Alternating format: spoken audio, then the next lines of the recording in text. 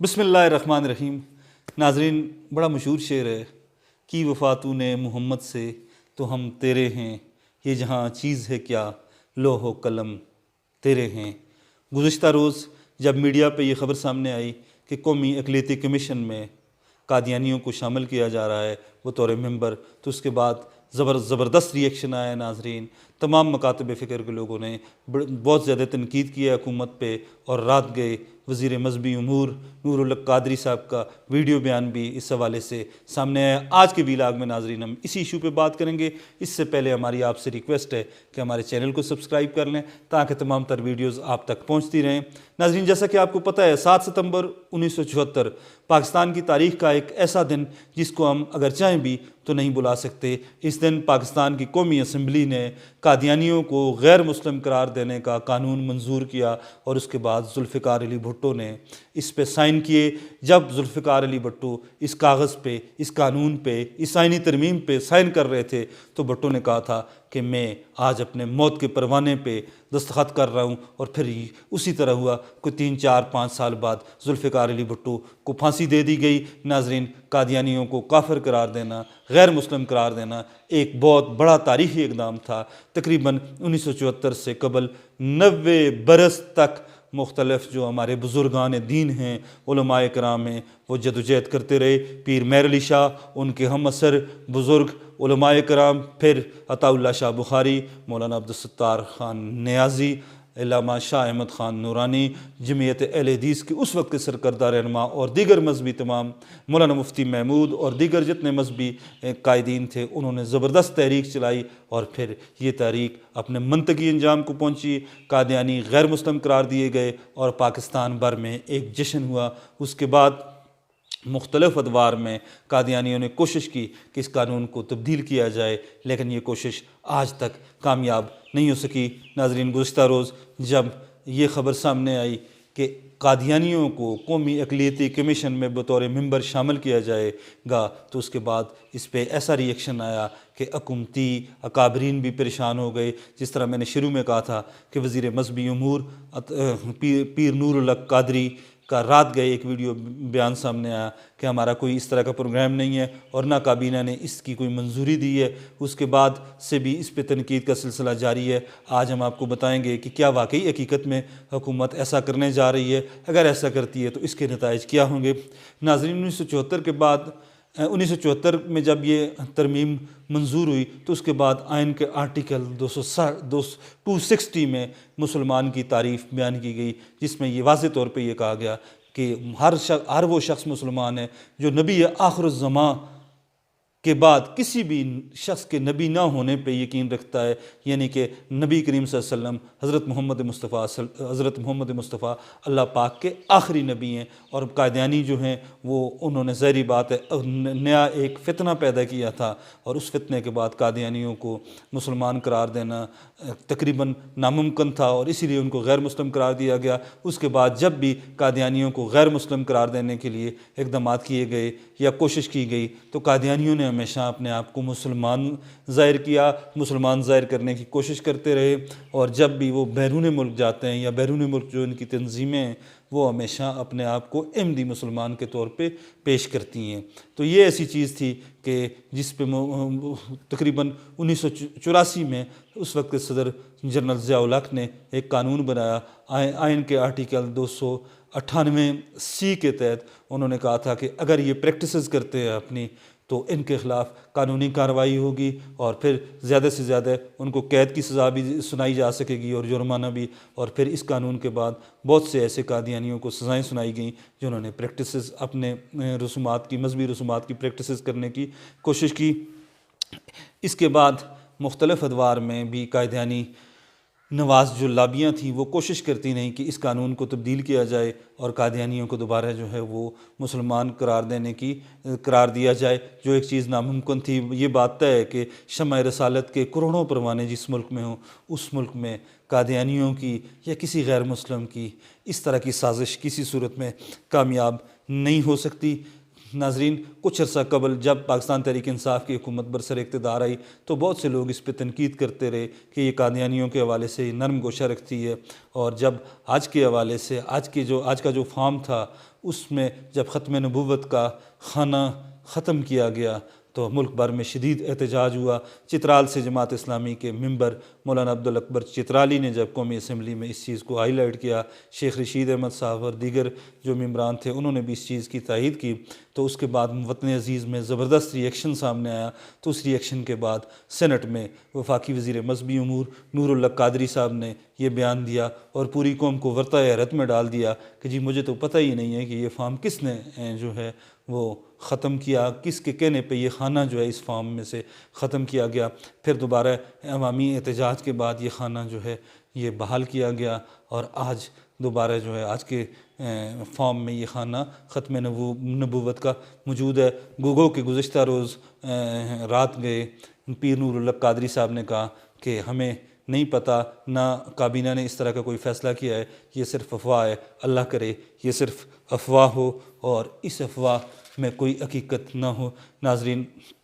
قومی اقلیتی کمیشن جو ہے اس میں تقریباً 15 ممبران موجود ہوں گے، 15 ممبران ہوں گے، جن میں سے 7 کا تعلق سرکار سے ہوگا اور 8 جو ہیں وہ مائنارٹیز سے ہوں گے۔ اگر 8 میں سے کوئی قادیانی شامل ہو جاتا ہے تو اس سے وطن عزیز میں ایک نیا انتشار پھیلنے کا آغاز ہوگا۔ ناظرین، جو لوگ مذہبی عناصر ہیں یا جو لوگ اس پہ تنقید کرتے ہیں ان کا یہ کہنا ہے کہ اس سے قادیانیوں کو ایک رستہ مل جائے گا، ایک پلیٹ فارم مل جائے گا، وہ ایک قانونی فورم پہ بیٹھ کے اپنے رائٹس کے لیے، اپنے حقوق کے لیے جدوجہد کریں گے، اور پھر وہ قومی اسمبلی کا، صوبائی اسمبلی کا الیکشن لڑ سکیں گے، پھر وہ پارلیمنٹ میں آئیں گے اور قانون سازی بھی کر سکیں گے۔ کیونکہ ہمارے جو مذہبی عناصر ہیں ان کا یہی کہنا ہے کہ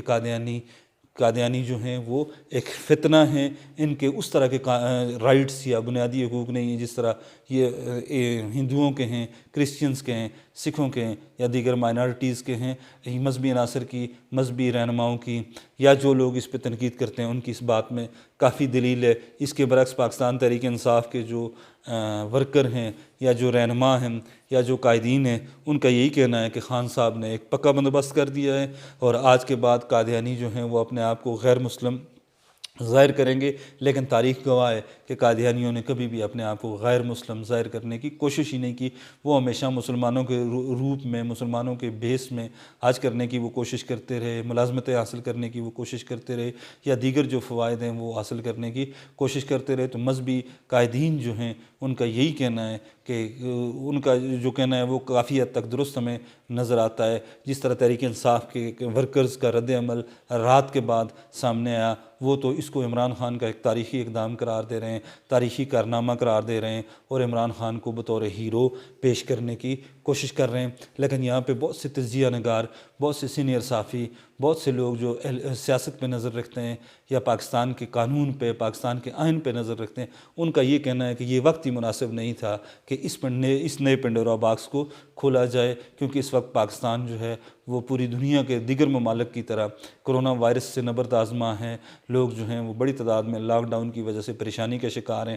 کروڑوں لوگ جو ہیں بے روزگار ہیں۔ ایسے میں ایک نیا پنڈورا باکس کھولنے کی، وہ بھی ماہ مقدس میں، رمضان المبارک میں، اس کی کوئی ضرورت نہیں تھی۔ پتہ نہیں عمران خان نے اس طرح کیوں کیا۔ ذرا یہی کہتے ہیں کہ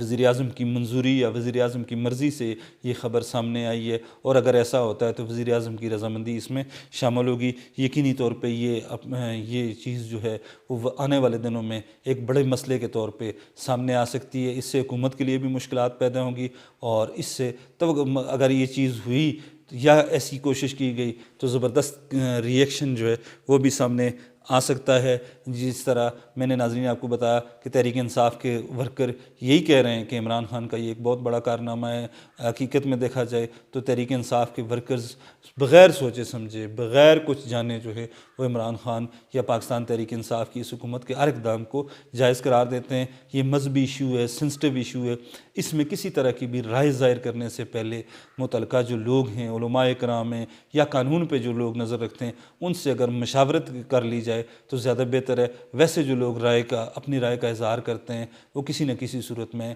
جو ہے ان کی رائے اتنی وزنی نہیں ہوتی جتنی ان کی رائے وزنی ہونی چاہیے۔ اگر قادیانی اس بورڈ کے یا اس جو فورم ہے اس فورم میں آ جاتے ہیں تو پھر قادیانیوں کو بہت سی مراد مل سکتی ہیں، اور یہ آنے والے دنوں میں حکومت کے لیے ایک بڑے مسئلے کے طور پہ سامنے آئے گا۔ ناظرین، سیاسی جماعتوں کے حوالے سے آخر میں ہم بات کریں گے کہ سیاسی جماعتوں کا ریئیکشن اس طرح کا نہیں آیا جس طرح یہ ریئیکشن آنا چاہیے تھا۔ صرف پاکستان تحریک انصاف کی اتحادی جماعت جو ہے پاکستان مسلم لیگ کاف، جس کے سربراہ چودھری شجاعت ہیں، انہوں نے زبردست ریئیکشن دیا، اور فی الفور انہوں نے کہا جی کہ جیسے یہ خبر سامنے آئی انہوں نے کہا کہ قادیانیوں کی پذیرائی جو ہے یہ آئین پاکستان کے ساتھ کھلواڑ ہے۔ پھر اسپیکر پنجاب اسمبلی چودھری پرویز الہی صاحب کا بھی بیان سامنے آیا، اور پھر وفاقی وزیر طارق بشیر چیمہ ہاؤسنگ کے جو وزیر ہیں ان کا تعلق بھی پاکستان مسلم لیگ کاف سے ہے، ان کا بیان بھی سامنے آیا، اور انہوں نے کہا کہ بہتر ہوتا کہ اس طرح کی چیز سامنے آنے سے پہلے اگر ہمیں اعتماد میں لیا جاتا تو اس سے تو ایک بات طے ہے کہ حکومت نے نہ اپنے وزراء کو اعتماد میں لیا ہے اور نہ اتحادی جماعتوں کو اعتماد میں لیا ہے۔ گجرات کے چودھریوں کا ناظرین یہ خاصا رہا ہے، یہ کمال رہا ہے کہ یہ ہمیشہ مذہبی حلقوں کا بڑا احترام کرتے ہیں، اور مذہب کے حوالے سے ان کا لگاؤ سب کے سامنے ہے۔ کچھ عرصہ قبل جب کرونا وائرس کے دنوں میں تبلیغی جماعت کو نشانہ بنایا گیا تو سب سے پہلے چودھری پرویز الہی نے بیان دیا، اور پھر اس کے بعد مختلف سیاسی رہنماؤں اور مختلف حلقوں کی جانب سے تبلیغی جماعت کے حق میں بیانات آئے، اور پھر تبلیغی جماعت کے کارکنوں کو، ان کے ذمہ داران کو تنگ کرنے کا سلسلہ بند ہوا۔ اسی طرح اگر ہم بات کریں چودھری شجاعت کے حوالے سے تو چودھری شجاعت کا بیان جو ہے وہ بڑا معنی خیز ہے۔ اس سے یہی لگ رہا ہے کہ کہیں نہ کہیں کچھ نہ کچھ تو ہو رہا ہے کہ قادیانیوں کی پذیرائی آئین پاکستان سے کھلواڑ ہے۔ اس کا مطلب ہے چودھری شجاعت بڑے باخبر آدمی ہیں، پاکستان کے انتہائی زیرک اور سمجھدار سیاستدان ہیں، اور انہیں پتہ ہے، انہیں احساس ہے کہ کہیں نہ کہیں کچھ نہ کچھ ہو رہا ہے۔ اگر ایسا ہے تو یہ انتہائی ہماری بدقسمتی ہوگی، اور ملک اس چیز سے، اس اقدام سے آنے والے دنوں میں غیر یقینی صورتحال کا شکار ہو جائے گا۔ ہماری یہی ریکویسٹ ہے حکمرانوں سے، ذمہ داران سے، کہ خدا را اس جانب جو ہیں وہ اس طرف سمجھداری اور عقل و شعور کا مظاہرہ کرتے ہوئے توجہ دیں، کوئی بھی ایسا جذباتی اقدام نہ اٹھائیں جس سے پاکستان کی سالمیت یا آئین پاکستان جو ہے اس کو خطرہ ہو۔ اگر ایسا ہوتا ہے تو پھر آنے والے دنوں میں وطن عزیز کے لیے بھی مشکلات بڑھیں گی۔ جس طرح ذوالفقار علی بھٹو نے کہا تھا کہ میں اس ترمیم پہ دستخط نہیں کر رہا بلکہ اپنے موت کے پروانے پہ دستخط کر رہا ہوں، اسی طرح عمران خان کو بھی یہ یاد رکھنا چاہیے کہ اگر ایسا ہوتا ہے اور قادیانی کسی فورم کے ذریعے، کسی قانونی شکل کے ذریعے الیکشن لڑنے کے اہل ہو جاتے ہیں، یا کوئی اس طرح کوئی اور انہیں حق مل جاتا ہے، تو پھر تباہی اور بربادی اس حکومت کا مقدر ہوگی۔